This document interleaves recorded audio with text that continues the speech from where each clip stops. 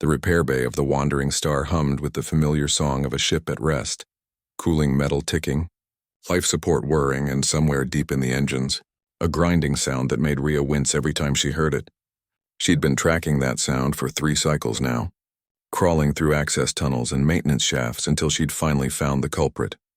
A massive gear axle in the primary drive assembly, bone dry and screaming for lubrication. Finally, Rhea muttered, wiping sweat from her forehead with the back of her grease-stained hand. She pulled out her maintenance kit, extracting a canister of industrial lubricant, the good stuff imported from Earth at ridiculous expense. The station mechanics had laughed when she'd insisted on buying it. Why waste credits on fancy human oil when synthetic works fine? They'd asked, because synthetic didn't work fine. Not for long voyages, not when you needed equipment to last decades, not cycles. Humans understood something about maintenance that most species in the galactic assembly didn't. Prevention was cheaper than replacement. She began applying the oil carefully, watching it seep into the parched metal. The axle was enormous, easily twice her height, part of a drive system designed by the Velkari, a species that believed in building things large and replacing them often. Rhea believed in building things to last. She didn't notice Tav until the cub was practically on top of her. The Velkari youngling couldn't have been more than 2 solar years old, his spotted fur still carrying the downy softness of cubhood. His enormous eyes, 3 of them arranged in a triangle on his elongated face, watched Rhea's movements with intense fascination.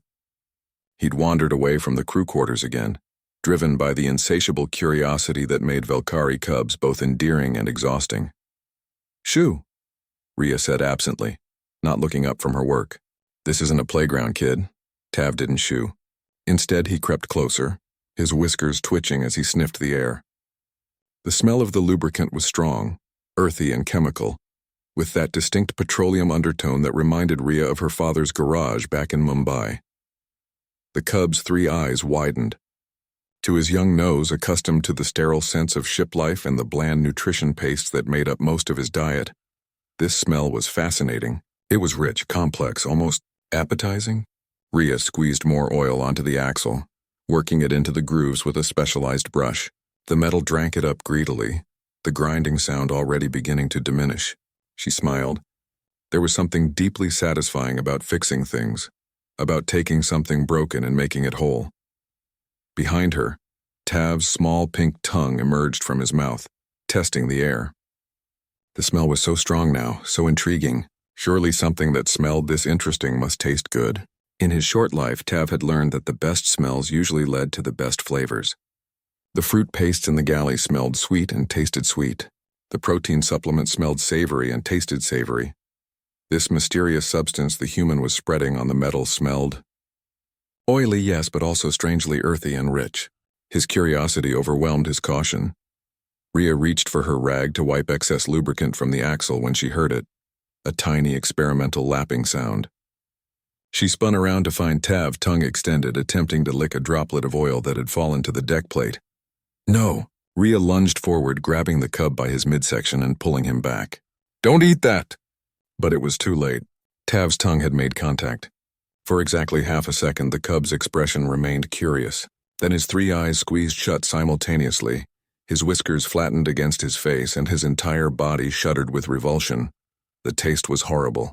Not just bad, catastrophically, nightmarishly awful. It was bitter and chemical and slick, coating his tongue with an oily film that seemed to spread with every desperate swallow. It tasted like what Tav imagined death might taste like if death were a liquid. "Blee!" Tav's young voice echoed through the repair bay as he pawed frantically at his mouth. "Bitter, bad! Human, why is bad?" Rhea couldn't help it, she laughed. It started as a chuckle but quickly became a full belly laugh, the kind that made her shoulders shake. "I told you to shoo. That's lubricating oil, not a snack." "Oil, not food?" Tav asked miserably, still scraping his tongue against his teeth. "Why smell interesting if not food?" "Because not everything interesting is meant to be eaten, kiddo."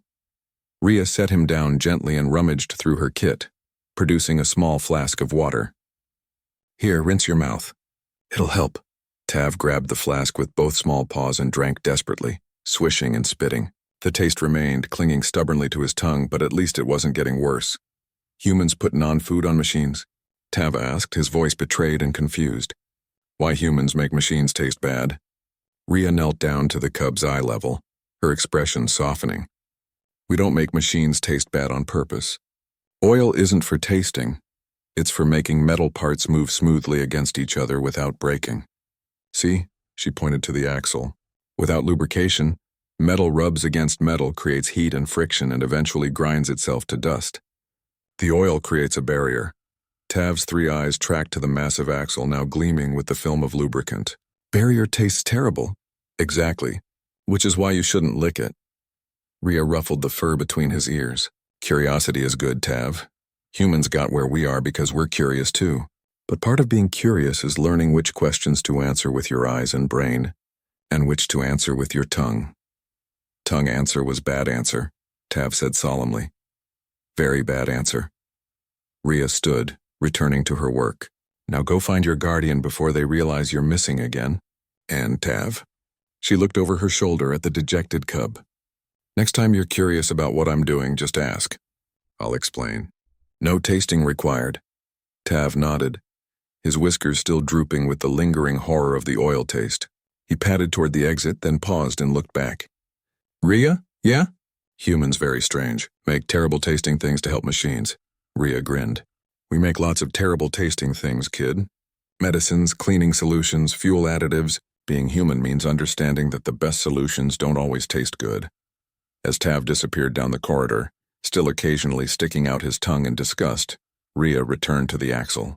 The grinding sound was nearly gone now, replaced by a smooth mechanical whisper. She patted the massive gear assembly with satisfaction.